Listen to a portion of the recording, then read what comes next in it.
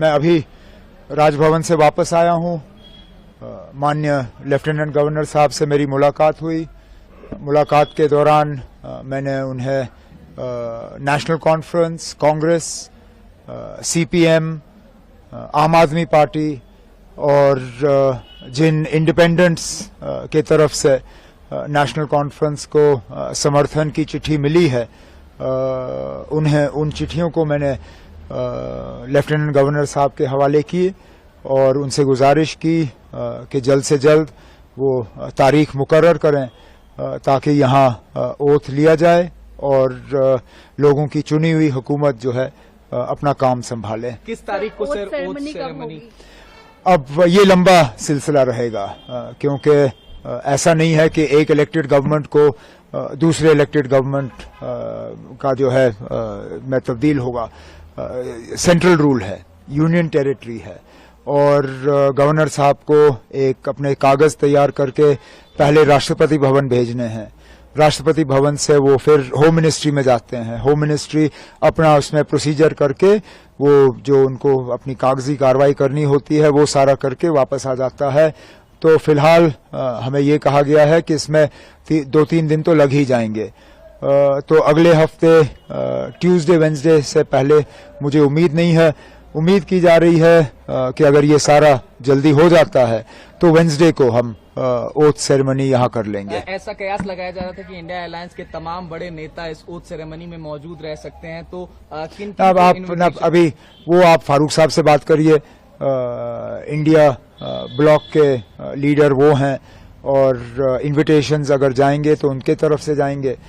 मुझे जिनको इनवाइट करना होगा वो अपनी तरफ से मैं कल बैठ के उन्हें जो है दावत दूंगा।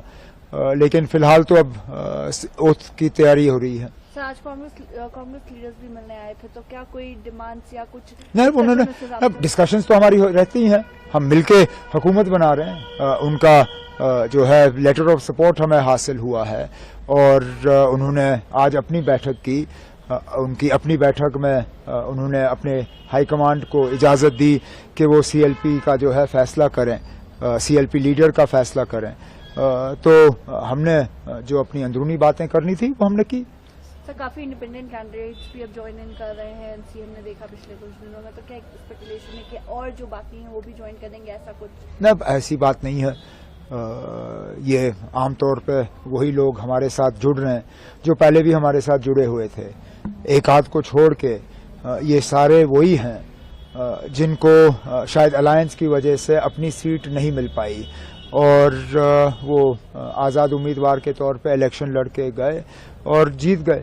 अब वो अपने नेशनल कॉन्फ्रेंस के साथ में वापस आना चाहते हैं और एक आध ऐसा है जो नेशनल कॉन्फ्रेंस में रह के हमारे साथ एक नया रिश्ता कायम करना चाहता है, जिसकी हमने सराहना की, जिसको हमने वेलकम किया और इन्हें लोगों के वोट हासिल हुए क्योंकि लोगों की उम्मीदें हैं कि उनके इलाकों में काम होंगे और मेरा फर्ज बनता है कि उनके मैं जो है हाथ पकड़ के उनके इलाकों में उनकी मदद करूं। सर, एक आखिरी सवाल।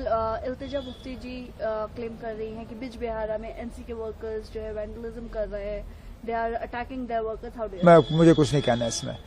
ये अब अगर किसी तरह का सबूत है तो वो पेश करें।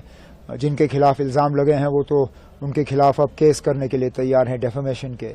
अब ये अदालत को फैसला करने दीजिए कौन सही है कौन गलत। सर, जम्मू डिवीजन के इग्नोरेंस का एक बड़ा आरोप लगा। कोई इग्नोरेंस नहीं है ना, कोई